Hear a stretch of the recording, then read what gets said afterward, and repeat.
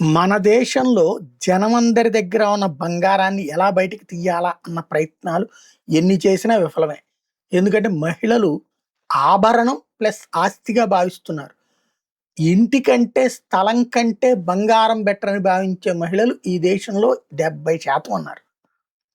పొలమో, స్థలమో, ఫ్లాటో, ఇల్లో కొనుక్కోవడం కంటే బంగారం కొనుక్కుంటే ఎప్పుడు కావాలంటే అప్పుడు అమ్ముకోవచ్చు. అయి అమ్ముకోవడం కష్టమని భావించేవాళ్ళు ఉన్నారు. అలాంటి స్టేజీ కారణంగా అది ప్రభుత్వాలు ఏ పథకాలు పెట్టినా వర్కౌట్ కావట్ల. ప్రస్తుత అంచనా ప్రకారం భారతదేశంలో 25,000 నుంచి 34,600 టన్నుల బంగారం జనం దగ్గర ఉందట. 5,00,00,000 కోట్ల అంటే 465,00,00,000 కోట్ల రూపాయలు విలువైనటువంటి బంగారం ఉంది. కేంద్ర బ్యాంకుల దగ్గర ఉన్న అధికారిక నిల్వలు 24,399 టన్నులు. మన దేశంలో ఇళ్లలో ఉన్న బంగారం విలువ విశ్లేషకుల కనిష్ట అంచనా 25,000 టన్నుల కంటే ఇది తక్కువే. అంటే మన జనం దగ్గర కంటే ప్రభుత్వం దగ్గర ఉన్న బంగారమే తక్కువ.